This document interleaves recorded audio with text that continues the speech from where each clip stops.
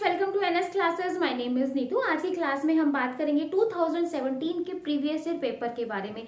3 part हम discuss कर चुके हैं और आज उम्मीद करती हूँ कि आज वाली क्लास में हम 2017 के पेपर को भी खत्म कर दें। देखो 2017 का पेपर सही में काफी ज्यादा जो है, जितने पेपर आए हैं अभी तक के सब में जो है आप टफेस्ट बोल सकते हो कि 2017 का जो पेपर है वो काफी टफेस्ट रहा है। और साथ में आप ये भी लगा लो कि उस टाइम पे जब 2017 का जब आपका पेपर हुआ था ना, तो रिजल्ट भी लगा लो कि माइनस में ही था, प्लस में इतना अच्छा नहीं था। मतलब उस टाइम पे बहुत ही कम बच्चे थे जो कंप्यूटर साइंस में एचटेट के एग्जाम को क्वालिफाई कर पाए थे। ठीक है, तो आप पेपर देख के समझ ही सकते हो कि एकदम से जो लेवल था वो गेट और नेट का कर दिया था। ठीक है, और आज हो गई है 29 तारीख और आपका जो एग्जाम है वो 2 तारीख को है। तो आपकी प्रिपरेशन कैसे चल रही है, तो फटाफट कमेंट में बता दो कि आपकी प्रिपरेशन जो है वो कैसी चल रही है। कुछ लग रहा है कि पास कर लोगे या कैसा लग रहा है। ठीक है, तो चलिए भाई ज्यादा बातें नहीं करते हैं और अपना क्वेश्चन जो है वो स्टार्ट करते हैं। देखो क्वेश्चन आया था आपका पाइपलाइनिंग में से, जो आप कंप्यूटर आर्किटेक्चर करते हो, और आप समझ सकते हो कि देखो कंप्यूटर आर्किटेक्चर में से अभी तक जो क्वेश्चन आए वो एड्रेसिंग मोड से ही थे, लेकिन यहाँ पर जो है एक अच्छा क्वेश्चन पूछा था पाइपलाइनिंग में से, जिसको देखो बहुत ही इजी वे में मैं ट्राई करूंगी कि आप फटाफट समझ जाओ कि क्वेश्चन क्या पूछा था।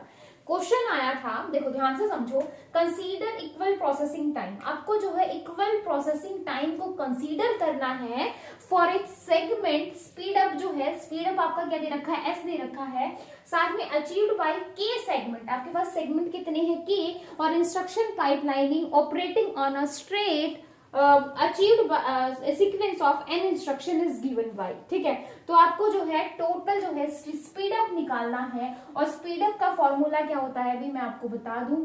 स्पीड अप बराबर है टोटल, जो हम पाइपलाइनिंग को जब कैलकुलेट करवाते हैं, ठीक है, नंबर ऑफ स्टेजेस, मतलब जितनी नंबर ऑफ स्टेजेस किसकी होंगी without pipelining, number of stages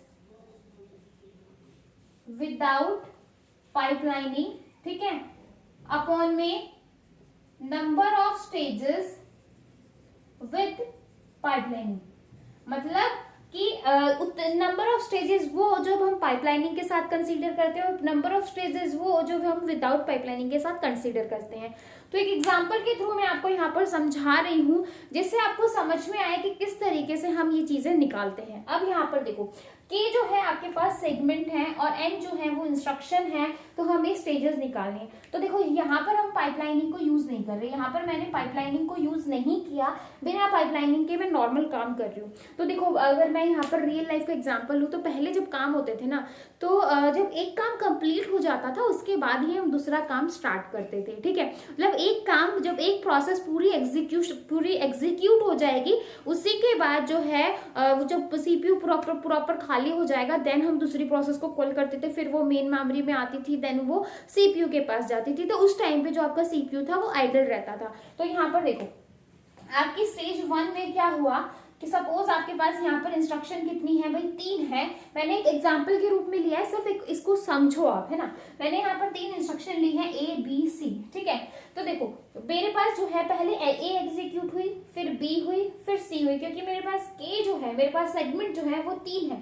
तो पहले मैं पहले वाले सेगमेंट को कंप्लीट करूंगी। ठीक है, मैंने इसको कंप्लीट किया, तो आपके पास जो स्टेज कितनी स्टेजेस में गया, 3 स्टेजेस में आपका ये काम हुआ। देन जो है आपका सेकंड जो आया, उसमें जो है फिर जो है आपका ए एग्जीक्यूट होगा। यहाँ तो होगा नहीं, क्योंकि यहाँ पे तो जो है आपके स्टेज वाली जो 1 वाली है वो एग्जीक्यूट हुई है। फिर 4th वाले पे जो आपका सेगमेंट 2 है वो होगा, फिर बी, फिर सी, इस तरीके से ये होगा।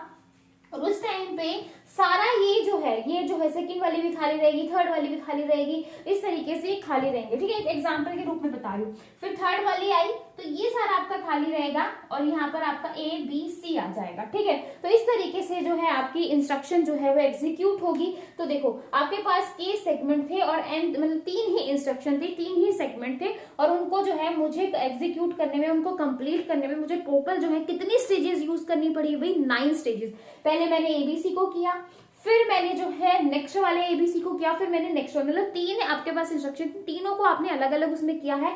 तो टोटल जो है आपका के इंटू एन जो है वो टाइम लगा, के इंटू एन जो है टाइम लगा, दैट इज 9 स्टेजेस। तो मतलब जब आप पाइपलाइनिंग यूज नहीं कर रहे तो आपके पास टाइम कितना लग रहा है, के एन। ठीक है, अब देखो यूज पाइपलाइनिंग। आपने सेकंड वाले में जो है मैंने यहाँ पर पाइपलाइनिंग को यूज करके निकालना है, क्योंकि हमारा जो स्पीड अप होता है उसका फॉर्मूला ही यही होता है कि नंबर ऑफ स्टेजेस किसकी, विदाउट पाइपलाइनिंग, और अपॉन में number of stages with pipelining. तो विदाउट पाइपलाइनिंग हमने निकालनी KN आएंगी, दैट इज 9, जो हमने एक एग्जांपल के थ्रू निकाली थी। अब यहाँ पर भी जो है हम सेगमेंट की वैल्यू भी 3 ले लेते हैं और इंस्ट्रक्शन भी हम 3 ले लेते हैं। तो अब देखते हैं कि टोटल जो मेरी स्टेजेस हैं वो यहाँ पर कितनी लगती हैं। तो यहाँ पर देखो स्टेजेस आपकी first, second, third, fourth, fifth stages जो है आपकी 1 2 3। तो देखो यहाँ पर भी जो है मैंने यहाँ पर 1 2 3 लिया है, या फिर ABC ले लो, कुछ भी ले लो, सेम ही है एक तरीके से, सिर्फ आपको समझना है।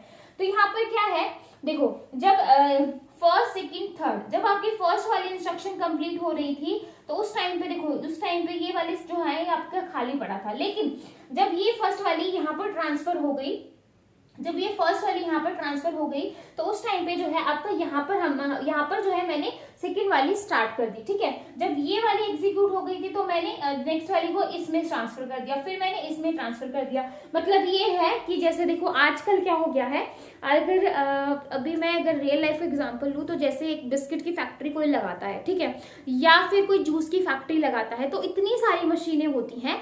एक मशीन जो है पहले वो छीलने का काम करेगी, ठीक है, सेकंड जो है उनको धोने का काम करेगा, थर्ड जो है वो उसको जूस निकालने का काम करेगा, चौथा जो है उसमें से जो गुठलियां जो अड़ंगा बड़ंगा है उसको साफ प्योरीफाई करने का काम करेगा, लास्ट जो है उसके बाद जो है पैकिंग होनी स्टार्ट हो जाएगी। तो ऐसा तो नहीं है कि पहला जो है जब मेरे सारे धुल जाएंगे उसके बाद मैं उसको सेकंड प्रोसेस में भेजूंगी, ऐसा नहीं है। मेरी जितनी क्वांटिटी है, जितना मैंने एक बार में धोया, मैंने फटाक से उनको आगे प्रोसेस कर दिया ताकि सेकंड वाली मशीन भी मेरी खाली ना बैठे। मतलब ये है कि एक टाइम पे जब पहले वाली ने धोया उस टाइम पे सारे ही आइडल थी, लेकिन जब उसने धो दिया तो सेकंड वाली पे पास काम चला गया, सेकंड वाली उसको करना शुरू कर दिया, उधर से जो है उसने और एक्स्ट्रा ले लिया धोने के लिए।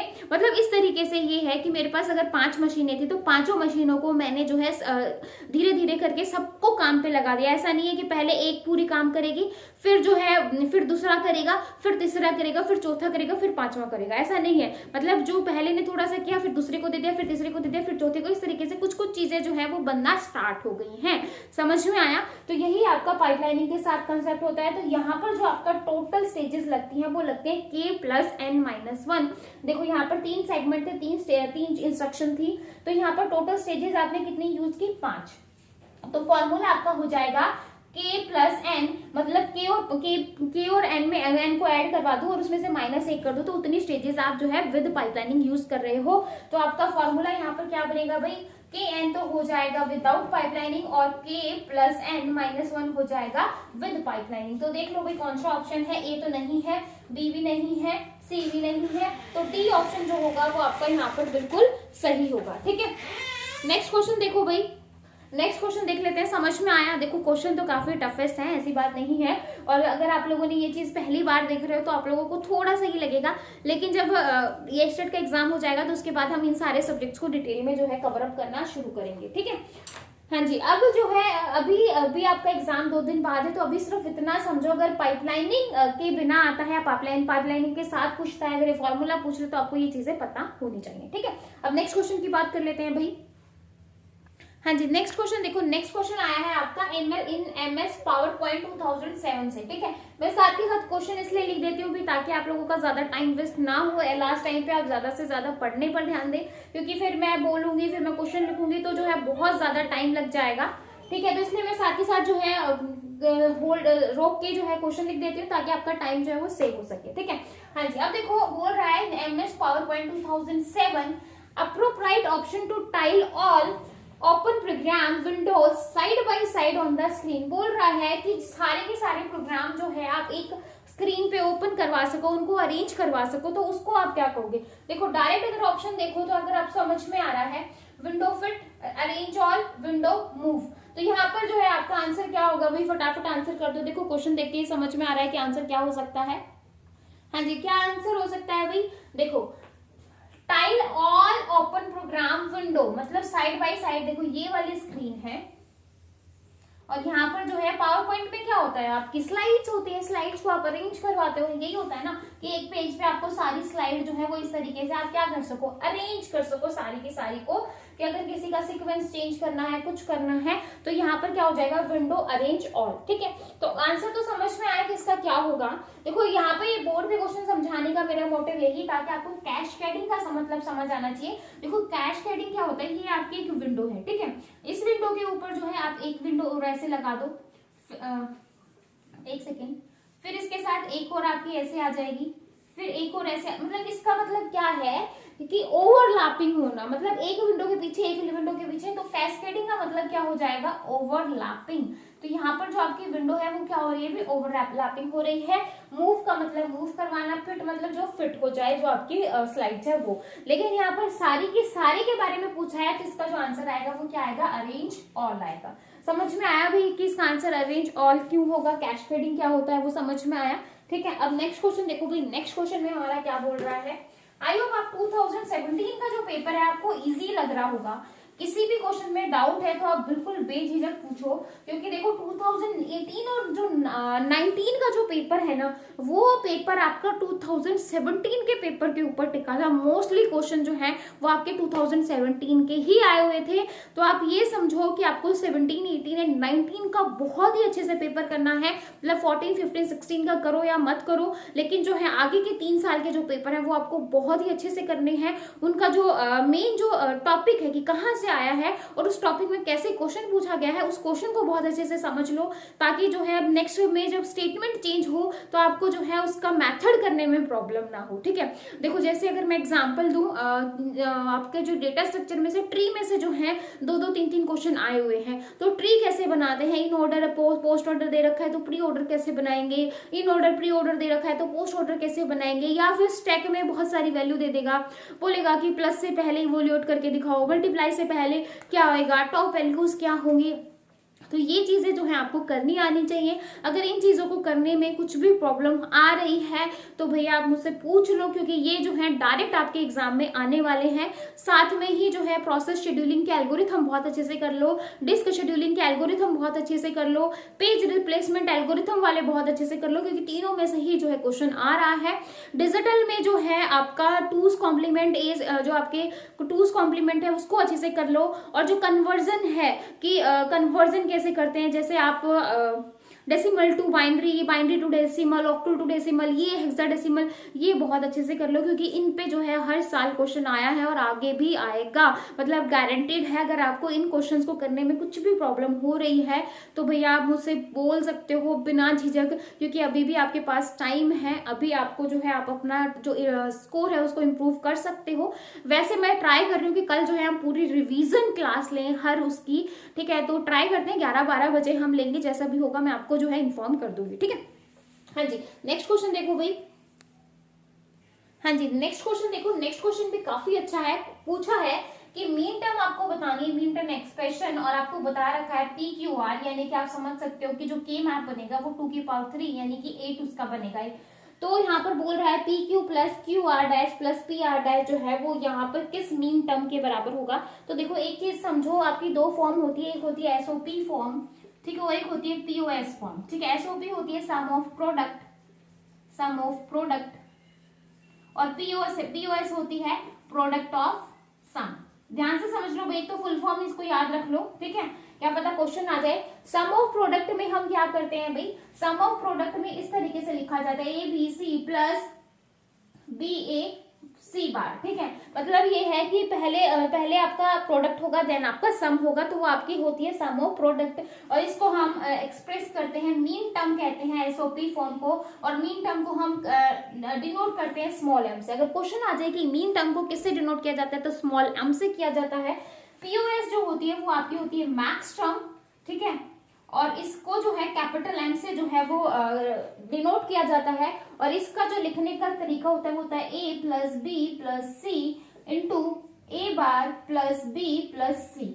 ठीक है, इसको हम इस तरीके से डिनोट करवाते हैं, मतलब पहले प्रोडक्ट देन जो है बीच में आपका सम होगा। ठीक है, इसलिए हम प्रोडक्ट ऑफ सम कहते हैं। समझ में आया? इसमें जो है 1 को कंसीडर किया जाता है, इसमें 0 को कंसीडर किया जाता है। तो ये बिल्कुल बेसिक था, तो इसलिए मैंने यहाँ पर बता दिया। अब हम के मैप बना लेते हैं, बना लो भाई।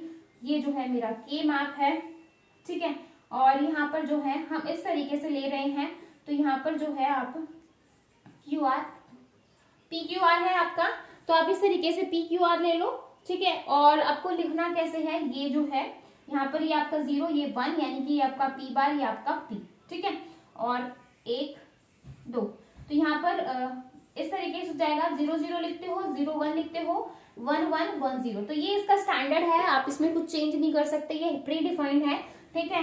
तो ये आपका 0 0 क्या हो जाएगा, क्यू बार हो जाएगा, ये आपका क्यू बार आर हो जाएगा, ये आपका क्यू आर हो जाएगा, ये आपका क्यू आर बार हो जाएगा, समझे, ठीक है। ऐसे ही 0 था तो पी बार हो गया, 1 था तो पी हो गया। समझ में आया किस तरीके से मैंने लिखा है। ये आपका हो जाएगा 0 1 3 2 4 5 6 7। तो इस तरीके से हम यहाँ पर इसको लिखेंगे तो टोटल जो है आपका 8 है, तो 8 यहाँ पर हो चुका है, ठीक है।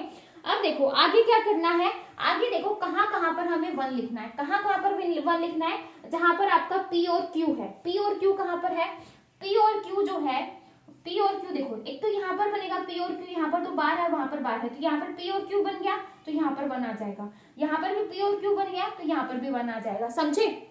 आगे देखो क्यू आर बार कहाँ पर है भाई, क्यू आर बार आपका यहाँ पर है, ठीक है। और यहाँ पर तो है ही, दोनों जगह आएगा, तो यहाँ पर भी आपका 1 आ जाएगा, मतलब इन दोनों में 1 1 आएगा, तो एक जगह तो ऑलरेडी 1 है ही, तो हम इस जगह जो है 1 लिख देंगे। अब देखो आगे देखो पी आर बार कहाँ पर है, पी जो है ये, और आर बार आपका कहाँ पर है, यहाँ पर और यहाँ पर, तो यहाँ पर है और यहाँ पर तो मेरा ऑलरेडी 1 है ही, तो मैं यहाँ पर जो है लिख दूंगी, ठीक है। तो टोटल जो है आपके कितने 1 हो गए, यही 3 स्टेटमेंट थी। तो 1 आपका कहाँ पर आया है अभी, 1 आया है आपका M2 पर, M4 पर, M6 पर और M7 पर। तो कहाँ पर आपका 1 आया है, तो M2 M4 M6 M7, समझ में आया। देखो सबसे पहले PQ आया, तो PQ देखो P, तो ये रहा आपका P जो है यहाँ पर है, ठीक है। और साथ में P के साथ भी Q कहाँ पर है, देखो Q यहाँ पर इसलिए नहीं लिखा क्योंकि यहाँ पर Q बार है, यहाँ पर भी इसलिए लिखा क्योंकि यहाँ पर Q बार है, तो बाद में दूसरे वाला है। अब देखो यहाँ पर PQ था, यहाँ पर PQ था, तो इसलिए 6 और 7 में आपका क्या आ गया, 1 1 आ गया।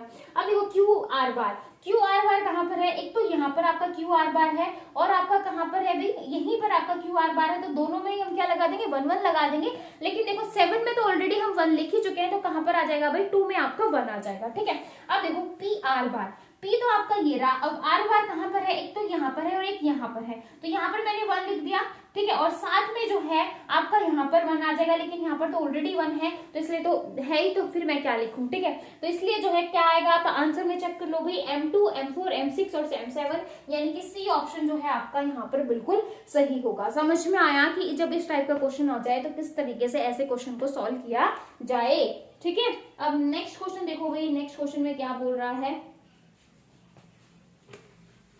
इसको इरेज कर दो। हाँ जी, नेक्स्ट क्वेश्चन देखते हैं। आई होप आप 2017 के पेपर को अच्छे से समझ पा रहे होंगे, ठीक है। इजी लग रहा है तो बता दो भाई, टफ तो वैसे है पेपर, है ना। हाँ जी, नेक्स्ट क्वेश्चन देखो, नेक्स्ट क्वेश्चन जो है वो C++ का क्वेश्चन है। पूछा है which of the following is not a type of STL container. तो इसमें से कौन सी ऐसी है जो STL कंटेनर की टाइप नहीं है, ठीक है। तो कंटेनर जो होता है एक होल्डर होता है, ठीक है। कंटेनर क्या होता है भाई, एक होल्डर होता है, कहां पर लिखूं, container is a holder that hold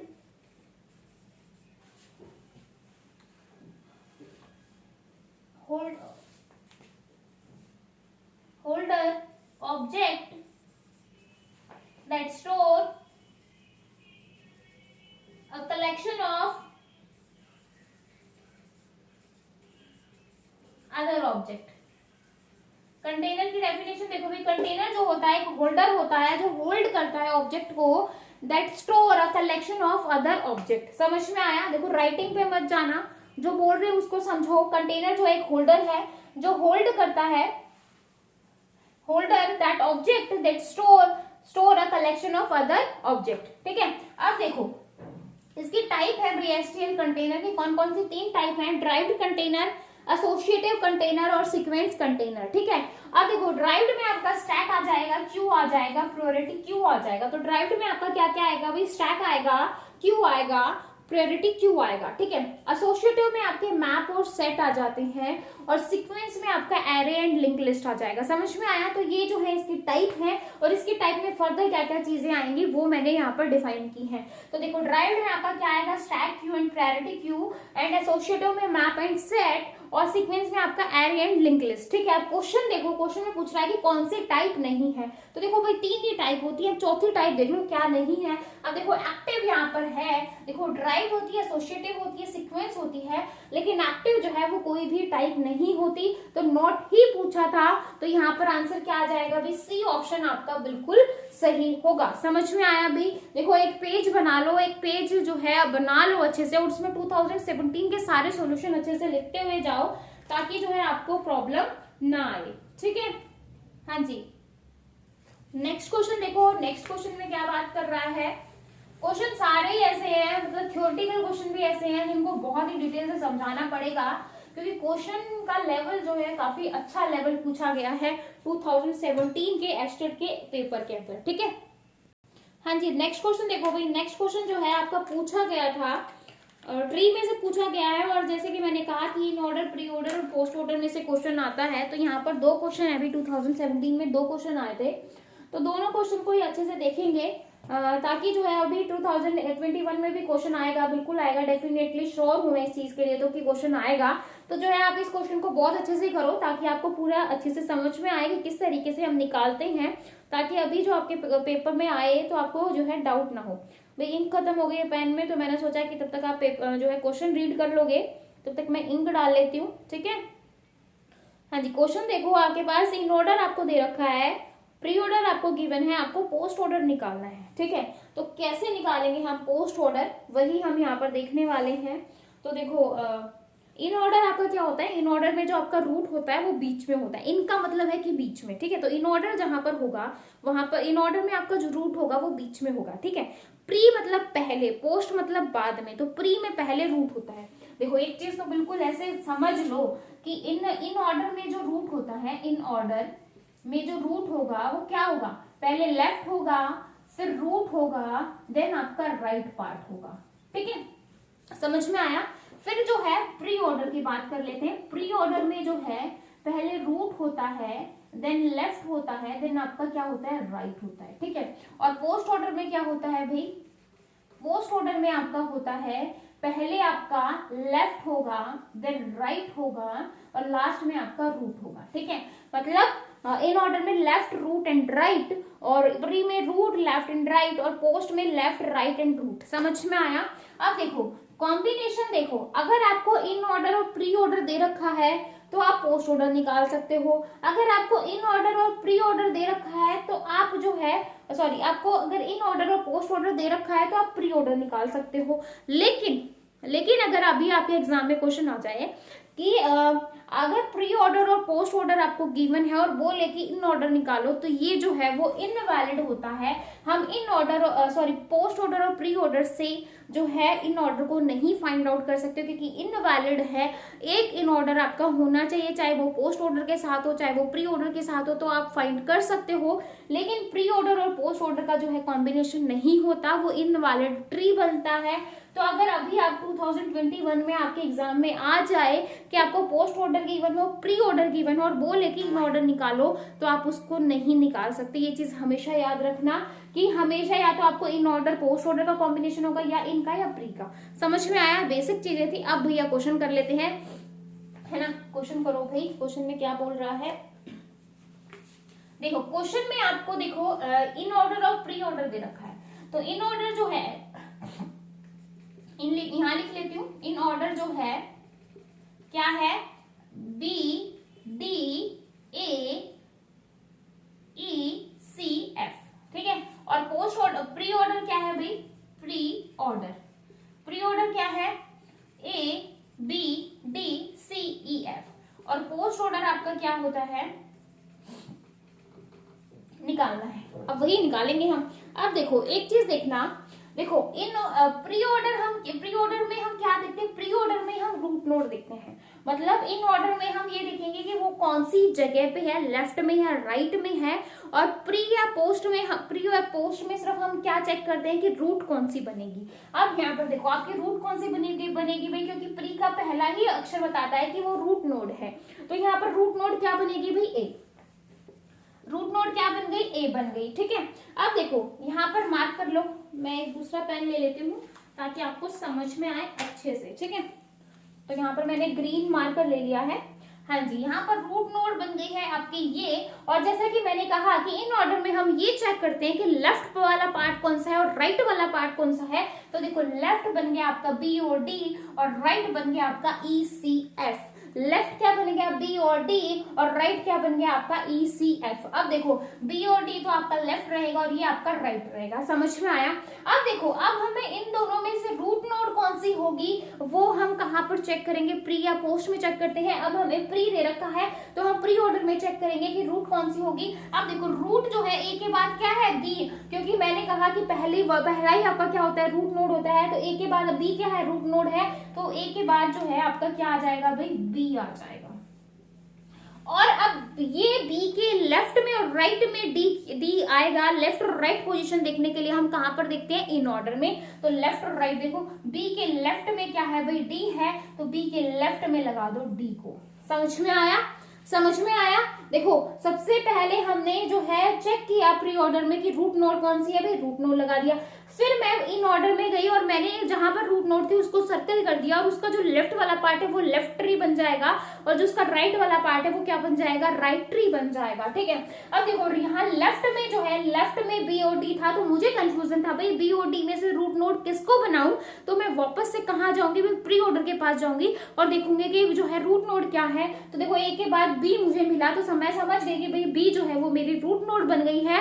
B root node बनी तो फिर मुझे ये देखना कि बी के लेफ्ट और राइट में कहां पर क्या आने वाला है। तो मैं कहां पर जाऊंगी भाई इन ऑर्डर में जाऊंगी और इन ऑर्डर में बी के लेफ्ट में डी था, राइट में तो कुछ है ही नहीं, तो यहाँ पर डी जो है वो लेफ्ट में आ जाएगा। ठीक है, अब हम चलते हैं राइट वाले पार्ट पे क्योंकि देखो लेफ्ट वाला काम हो चुका है, रूट आ चुकी है। अब हम लेफ्ट में देखेंगे। लेफ्ट में मेरे पास अगेन 3 अक्षर आ गए हैं ई सी एफ। अब मैं कंफ्यूज हूं भैया कि ई सी एफ में से रूट नोड किसको बनाऊं। तो मैं कहां पर जाऊंगी भाई, मैं जाऊंगी प्री ऑर्डर पे। प्री ऑर्डर में मैं देखूंगी कि यहाँ पर सी जो है मतलब यहाँ तक तो लेफ्ट और रूट का काम था, तो ये वाला 3 जो है राइट है। तो अब मैं राइट में देखूंगी सबसे पहला अक्षर क्या है भाई सी है, तो मैं समझ जाऊंगी कि सी जो है वो मेरी रूट नोड है। अब मेरा काम क्या है, अब मैं जाऊंगी इन ऑर्डर के पास और मैं देखूंगी भैया उसके लेफ्ट और राइट में क्या आने वाला है। देखो सी के लेफ्ट में है ई और सी के राइट में है एफ, तो लगा दो भाई सी के लेफ्ट में ई था और सी के राइट में क्या था एफ।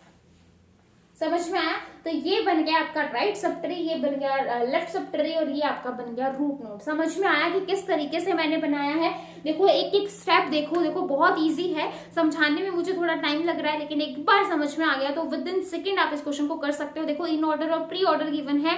इन ऑर्डर से आपको ऑर्डर पता चलता है लेफ्ट और राइट सब ट्री का, और इन ऑर्डर प्री ऑर्डर से आपको पता चलेगा कि रूट नोड। सिर्फ हमें प्री ऑर्डर से हम यही चेक करेंगे कि रूट नोड कौन सी होगी। तो सबसे पहले मैं प्री ऑर्डर के पास गई और मैंने रूट को चेक किया। रूट मेरी सबसे पहला ही अक्षर रूट था तो मैंने रूट ले लिया।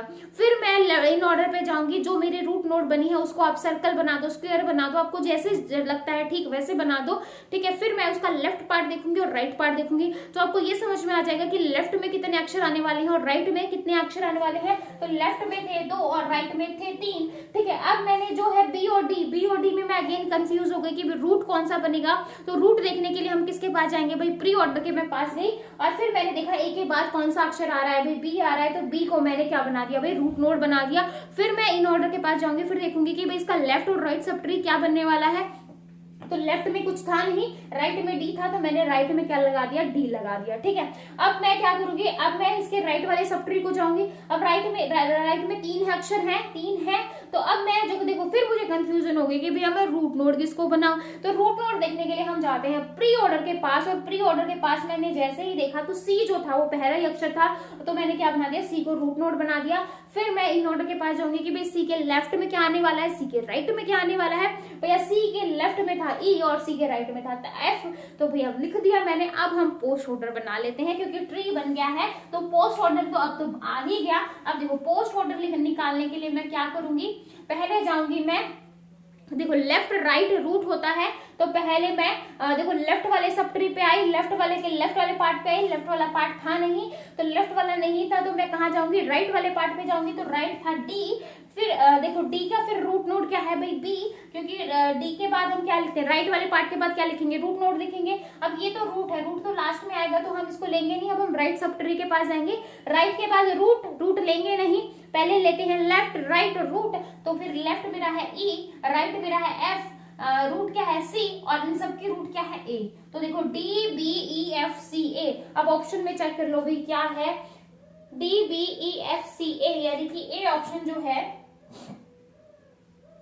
नहीं, देखो A ऑप्शन गलत है क्योंकि यहाँ पर F है और मेरा है E, ठीक है। तो DBF है, लेकिन ये मैंने गलती से एक्साइटमेंट में कर दिया, ये होगा नहीं, ये भी नहीं होगा क्योंकि पहले अक्षर D है।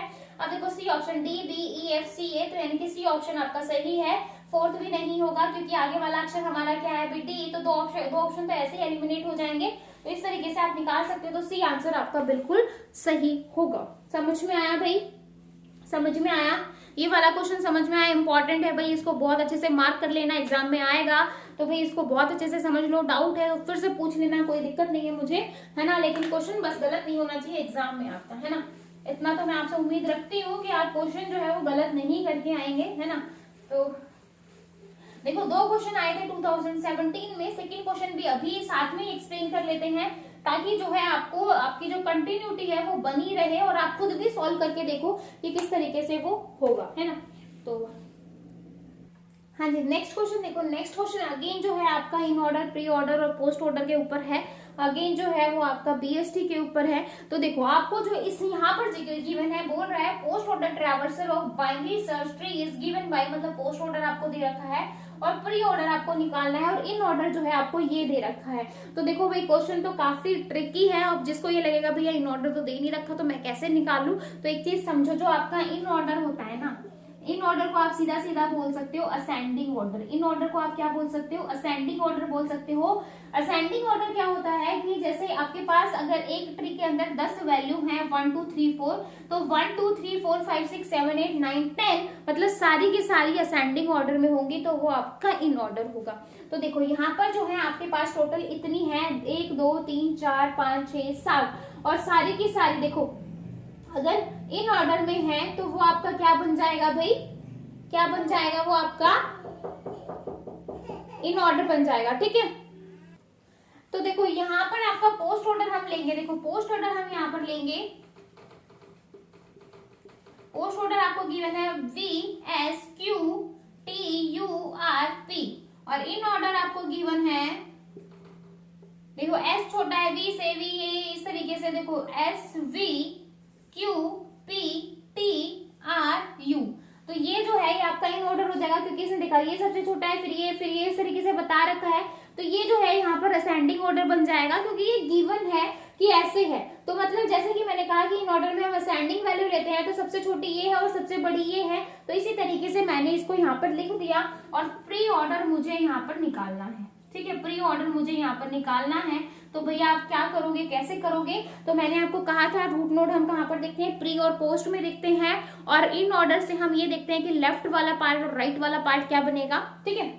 देखो भाई पोस्ट में जो सबसे लास्ट वाली जो नोड होती है वो क्या होती है भाई, रूट नोड होती है, क्योंकि इसका जो क्या होता है लेफ्ट राइट और रूट ये होता है, ठीक है। और यहाँ पर जो है आपका क्या बनेगा, लेफ्ट रूट और राइट, ठीक है, समझ में आया।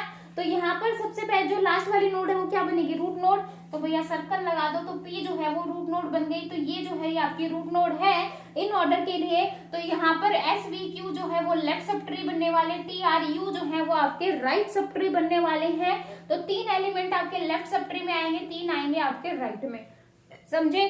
तो यहाँ पर देखो VSQ आपका यहाँ से आपको पता चलेगा, तो ट्री बनाते हुए चलते हैं, तो P जो है वो रूट नोड आ गया। अब देखो अगेन यहाँ पर 3 एलिमेंट है, तो भैया मैं तो हो चुकी हूँ कंफ्यूज कि यहाँ पर रूट नोड क्या बनने वाला है। तो रूट नोड चेक करने के लिए हम जाएंगे पोस्ट ऑर्डर के पास, और जो इन 3 में सबसे लास्ट वाला जो एलिमेंट होगा वो मेरा क्या होगा, रूट नोड। तो मैं Q के पास चली गई, तो Q के पास इस तरीके से मैंने रूट नोड बना दिया, ठीक है। अब देखो अब आ जाओ इन ऑर्डर में। अब देखो Q के राइट और लेफ्ट में क्या आने वाला है, देखो Q के राइट में तो कुछ है नहीं क्योंकि सब कुछ राइट लेफ्ट में है, तो यानी कि सारी की सारी लेफ्ट में ही वैल्यू आएंगी। अब देखो इन दो में मैं फिर कंफ्यूज हो गई कि S या V में से किसको रूट नोड बनाऊं, तो फिर मैं जाऊंगी किसके पास, प्री पोस्ट ऑर्डर के पास, और देखूंगी कि कौन सा रूट नोड बनने वाला है। तो यहाँ पर S जो है वो क्या बन गया भाई, रूट बन गया। तो क्यू के बना दो लेफ्ट में एस को रूट नोड। अब देखो भाई जो एस है, एस के लेफ्ट या राइट में क्या आएगा, तो देखो एस के लेफ्ट में तो कुछ है नहीं, लेकिन राइट में क्या है, वी है, तो एस के राइट में मैं लगा दूंगी वी को, समझे। तो ये 3 एलिमेंट आए, तो सबसे पहले आया क्यू रूट नोड बन गया, फिर एस बन गया, फिर वी जो है वो इसके राइट में आ गया। अब आ जाओ, देखो यहाँ पर ये 3 जो है वो आपका राइट सब ट्री बना रहे हैं। तो अगेन मैं इन तीनों में कंफ्यूज हूँ कि टी आर यू में से किसको जो है मैं रूट नोड बनाऊं। तो रूट नोड चेक करने के लिए हम जाएंगे किसके पास भाई, इन ऑर्डर के, सॉरी पोस्ट ऑर्डर के पास। तो पोस्ट ऑर्डर में जो सबसे लास्ट वाला है यानी कि आर है, वो आपका क्या बन जाएगा, रूट नोड बना दो भाई। अब आर के लेफ्ट में क्या आएगा, राइट में क्या आएगा, वो चेक करने के लिए मैं जाऊंगी इन ऑर्डर के पास। तो देखो आर बीच में है, तो आर के लेफ्ट में है टी और आर के राइट में है यू। तो ठीक है भाई, लगा देते हैं, आर के लेफ्ट में है टी और आर के राइट में है यू। तो ये बन गया है आपका क्या, पूरा ट्री बन गया है। देखो ये ट्री बन गया, 3 लेफ्ट पार्ट है, 3 राइट पार्ट है और एक आपकी रूट नोड है। अब आपको निकालना है प्री ऑर्डर। प्री ऑर्डर आपका क्या कहता है कि पहले रूट आएगी, फिर आएगा लेफ्ट वाला पार्ट और फिर आएगा आपका राइट वाला पार्ट। तो सबसे पहले मैंने पी लिख दिया क्योंकि सबसे पहले आपकी रूट आनी थी। रूट के बाद लेफ्ट वाला पार्ट आएगा, तो मैं लेफ्ट में घुस जाती हूँ। लेफ्ट में आपकी रूट नोड क्या है, क्यू है, तो क्यू को लिख देती हूँ। फिर क्यू के लेफ्ट में क्या है, एस है, तो मैं एस को लिख देती हूँ। और क्यू के लेफ्ट में तो कुछ है नहीं, तो राइट में है, तो मैं राइट को लिख देती हूँ। ठीक है, अब हम जाएंगे कहाँ पर, वही राइट वाले सब ट्री में। तो राइट वाले सब ट्री में सबसे पहले लिखेंगे रूट नोड को, दैट इज आर। फिर लिखेंगे लेफ्ट वाले पार्ट को, दैट इज टी। फिर लिखेंगे उसके राइट वाले पार्ट को, दैट इज यू। तो P Q S V R T U कहां पर है भाई, P Q S V R T U, यानी कि बी ऑप्शन आपका यहाँ पर बिल्कुल सही हो जाएगा। तो समझ में आया कि भाई इस तरीके से अगर ट्री आ जाए तो कैसे निकालोगे। 1-2 क्वेश्चन खुद करके देख लेना कहीं से एग्जाम्पल लेके, बस 1-2 क्वेश्चन कर लिया तो भाई आप बेड़ा पार है, अच्छे से जो है एग्जाम में ऐसे क्वेश्चन को अटेम्प्ट कर पाओगे। ठीक है, 1-2 क्वेश्चन और है जिनको डिटेल में करवाना रहता है, बाकी मेरी तरफ से मैंने 2017 को बहुत अच्छे से करवा दिया है। कुछ क्वेश्चन थ्योरी वाले मैंने छोड़ दिए हैं। अगर आपको उनमें डाउट लगता है तो भाई मोस्ट वेलकम, आप पूछो अपने टेलीग्राम ग्रुप पे, जैसे आपको पूछना है आप वैसे पूछ सकते हो, मुझे कोई दिक्कत नहीं है। ठीक है, टेलीग्राम पे पूछना है, व्हाट्सएप पे पूछना है, जैसे मर्जी चाहे वहां पर पूछ सकते हो। बाकी कुछ क्वेश्चन ही छोड़े हैं, मोस्टली क्वेश्चन मैंने ट्राई किया है, थ्योरी हो या फिर आपका न्यूमेरिकल हो, सारे के सारे मैं बोर्ड पे एक्सप्लेन करूं, क्योंकि मैं खुद चाहती थी कि 2017 के पेपर को मैं एक एक पॉइंट को बहुत अच्छे से आपको एक्सप्लेन करूं।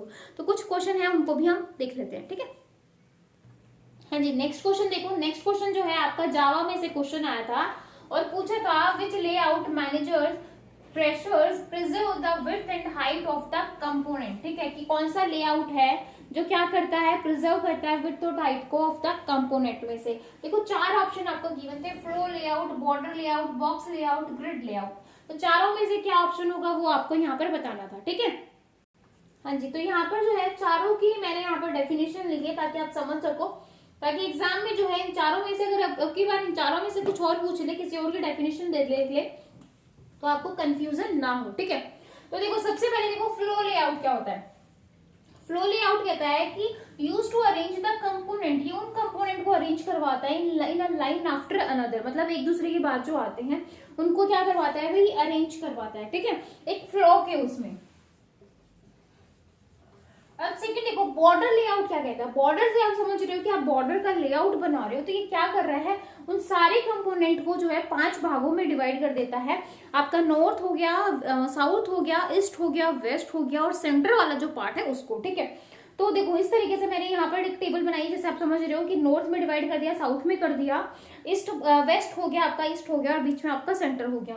तो बॉर्डर लेआउट क्या करता है, अगर क्वेश्चन आ जाए बॉर्डर लेआउट की डेफिनेशन आ जाए या फिर बॉर्डर लेआउट पूछ ले तो आप समझ जाओ कि क्या होता है कि जो आप वो कंपोनेंट जो आपको 5 रीजन्स में डिवाइड करता है, कौन कौन सा, नॉर्थ, ईस्ट, वेस्ट, साउथ और सेंटर। ठीक है, समझ गए। अब देखो बॉक्स लेआउट क्या कहता है। बॉक्स लेआउट जो होता है वो कंपोनेंट आइदर वर्टिकली, मतलब जो आपका एक्स एक्सिस होता है और वाई एक्सिस होता है उसके अकॉर्डिंग जो है वो हाइट और विड्थ को, मतलब एक्स एक्सिस क्या हो गया, ये आपकी हाइट हो गई, ये आपका क्या हो गया, वर्टिकल हो गया, ये आपका क्या हो गया, हॉरिजॉन्टल हो गया। तो ये आपका हाइट हो गई, ये आपकी विड्थ हो गई। तो इसको क्या कर रहा है, उन कंपोनेंट को मैनेज करवा रहा है।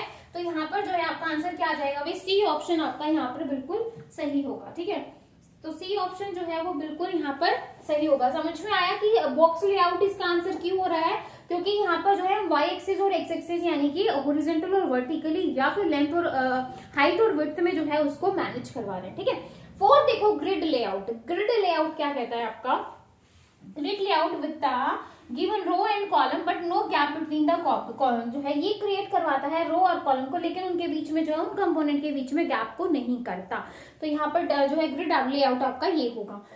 तो समझ में आया ओवरऑल। तो यहाँ पर जो आपका आंसर हो जाएगा वो बॉक्स लेआउट हो जाएगा, क्योंकि इसने विड्थ और हाइट की बात की थी, और हाइट और विड्थ यानी कि हॉरिजॉन्टल और वर्टिकल हम कहाँ पर करवा रहे हैं भाई, बॉक्स लेआउट के अंदर करवा रहे हैं। बाकी सबका जो मीनिंग है, जो सबकी जो डेफिनेशन है वो अलग अलग है, ठीक है, समझे। बाकी फिर नेक्स्ट क्वेश्चन और देखते हैं, 2-4 क्वेश्चन और हैं भाई, अच्छे अच्छे क्वेश्चन हैं, काफी थ्योरेटिकल हैं, जिनको थोड़ा सा समझना जरूरी है ना। देख लेते हैं, साथ के साथ नोट डाउन कर लो तो बेटर रहेगा, जूम कर पोज करके साथ के साथ नोट डाउन करते जाओ ताकि जो है आपको प्रॉब्लम ना आए। नेक्स्ट क्वेश्चन देखो भाई, हाँ जी, नेक्स्ट क्वेश्चन देखो, बोल रहा है कि which of the following is not a void element of HTML, ठीक है, इसमें से ऐसा कौन सा है जो आपका वॉइड एलिमेंट नहीं है। तो देखो जो आपके एलिमेंट होते हैं आप उसको 2 कैटेगरी में डिवाइड कर सकते हो, एक होता है आपका ओपन टैग, ठीक है, और एक होता है आपका क्लोज टैग, ठीक है।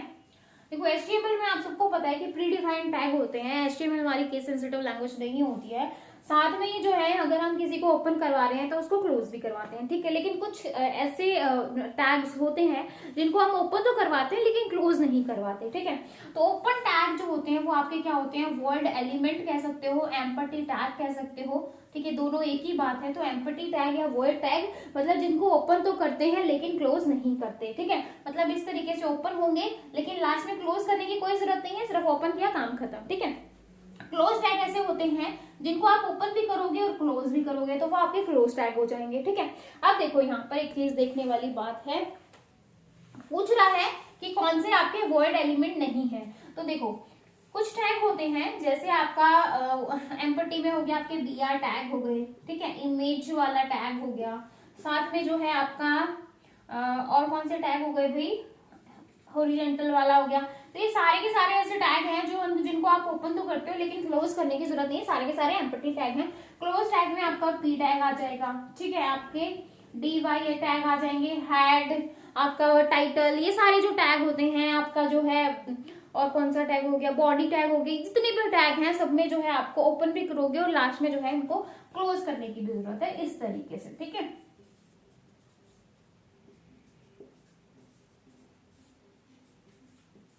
लेकिन इन टैग को क्लोज करने की जरूरत नहीं है, सिर्फ आपने ओपन किया काम चल गया, ठीक है। तो यहाँ पर पूछ रहा है नॉट, तो ये तो आपका होता है, ये नहीं होता, ये होता है, ये होता है, तो नॉट पूछा है, तो यहाँ पर बी ऑप्शन आपका बिल्कुल सही होगा। जो DIV है वो आपका कौन सा टैग होता है भी, क्लोज टैग होता है। समझ में आया। और इसी के बेस पे 2018 और 19 में भी क्वेश्चन आए हैं, तो भैया क्लोज टैग ओपन टैग अपने अच्छे से कर लेना, ठीक है, सारे टैग लिख लेना एक बार, कोई डाउट हो तो पूछो भाई, ठीक है। नेक्स्ट क्वेश्चन देखते हैं, नेक्स्ट क्वेश्चन क्या डिस्कस करें। हाँ जी, क्वेश्चन आया था HTML version 5 dash level heading.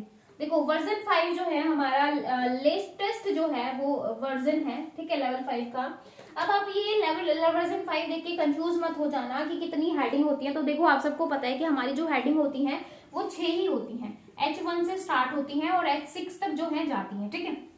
तो कितनी होती है, H1, H2, H3, H4, H5 और H6, ये आपकी टोटल हेडिंग होती हैं। तो टोटल यहाँ पर आंसर क्या आ जाएगा, 6 हेडिंग होती हैं, और H1 आप यूज करते हो लार्जेस्ट के लिए और H6 आप यूज करते हो स्मॉलेस्ट के लिए, ठीक है। तो ये थोड़ा सा मुझे बताना था, वैसे मैं आपको बता भी चुकी हूँ, बस थोड़ा सा ये देख के मत कंफ्यूज हो जाना कि कितनी लेवल ऑफ हेडिंग होगी, 6 ही होगी, H1 से लेके H6 तक। H1 सबसे बड़ी जो है सबसे बड़ा लिखने के लिए यूज करते हैं, और H6 जो है वो सबसे छोटी हेडिंग लिखने के लिए यूज करते हैं, ठीक है। हाँ जी, नेक्स्ट क्वेश्चन देखो भाई, लास्ट में पहुंच चुके हैं हम।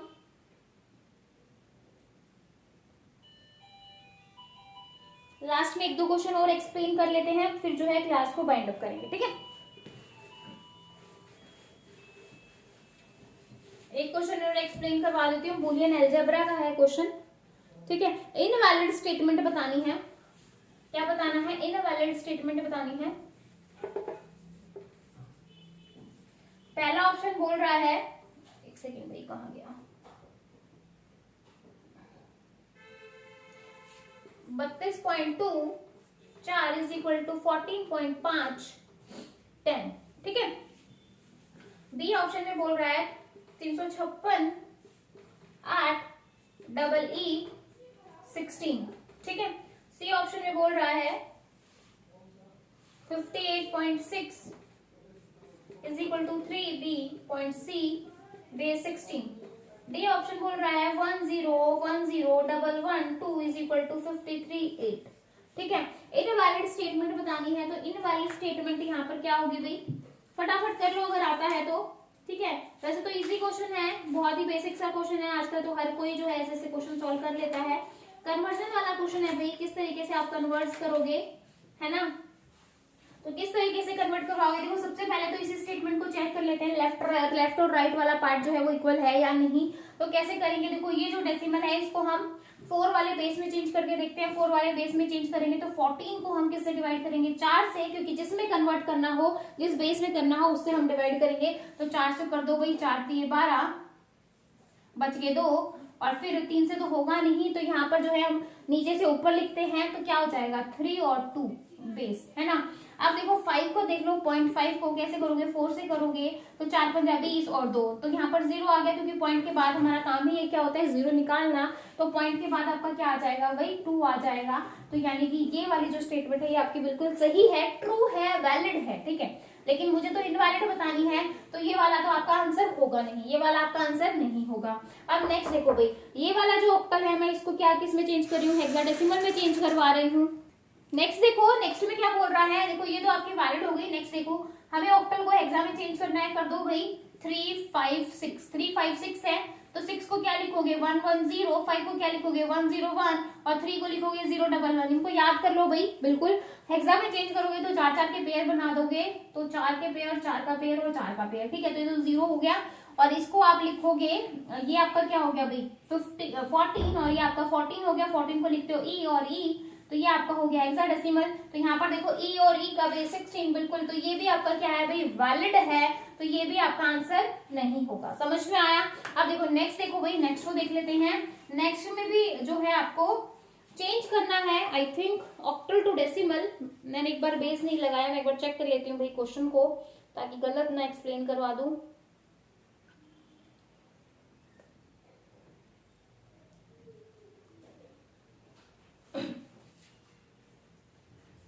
डेसिमल है, डेसिमल को जो है आपने ऑक्टल में चेंज किया है।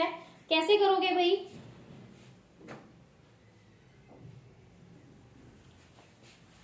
हाँ जी कैसे करोगे, इसको देख लो भाई एक बार, क्योंकि ये तो सीधा सीधा 3 3 के पेयर बनाने हैं। 3 3 के पेयर बनाए तो ये बन गया 5 और ये बन गया 3। तो देखो ये जो है आपका बाइनरी टू ऑक्टल है। देखो कई बार क्या होता है ऑप्शन से हम एलिमिनेट कर देते हैं, तो यहाँ पे देखो ये आपका डेसिमल टू हेक्साडेसिमल में चेंज करोगे, डिवीजन और ये सब करना पड़ेगा। इससे बेटर है कि यहाँ पर देखो 1 0 1 0 1 1 था, और इसको आपको ऑक्टल में चेंज करना था। ऑक्टल में आपको पता है कि किसके पेयर बनते हैं, 3 3 के पेयर बनते हैं। 3 3 के पेयर बनाइए, 3 और ये 5, तो मतलब ये बराबर है। तो ये भी आपकी स्टेटमेंट क्या है वैलिड। तो मुझे इनवैलिड बताना था, तो ये जब आप डेसिमल टू हेक्साडेसिमल चेंज करोगे, तो ये जो है जब आप इसको 16 से डिवाइड करोगे तो आपका ये नहीं आएगा, तो ये आपका क्या है भाई इनवैलिड है। तो यहाँ पर सी जो है आपका आंसर आ जाएगा। समझ में आया कि सी आंसर जो है यहाँ पर कैसे आया, ठीक है। नेक्स्ट क्वेश्चन देखो भाई, नेक्स्ट क्वेश्चन देखती हूँ मैं, एक्सप्लेन करना है या जो है यहीं पर क्लास को बाइंड अप करें, ठीक है।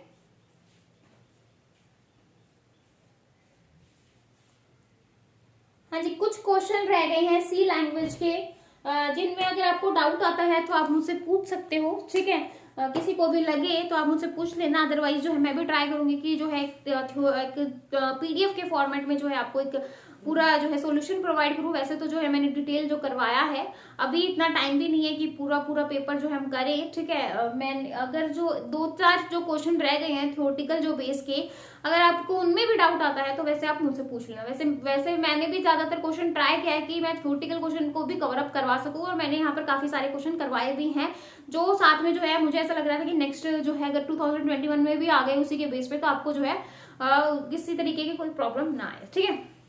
तो क्लास में करते यहीं पर बाइंड अप, और मेरी तरफ से जो है 2017 का जो पेपर है वो मोस्टली कवर अप हो चुका है। मैं ये नहीं कह रही कि पूरा करवा दिया, कुछ क्वेश्चन रह गए हैं अभी, लेकिन कुछ क्वेश्चन ऐसे हैं जो थ्योरेटिकल है और बहुत इजी है, मतलब बहुत ज्यादा टफ नहीं है, वो आप कर लेना।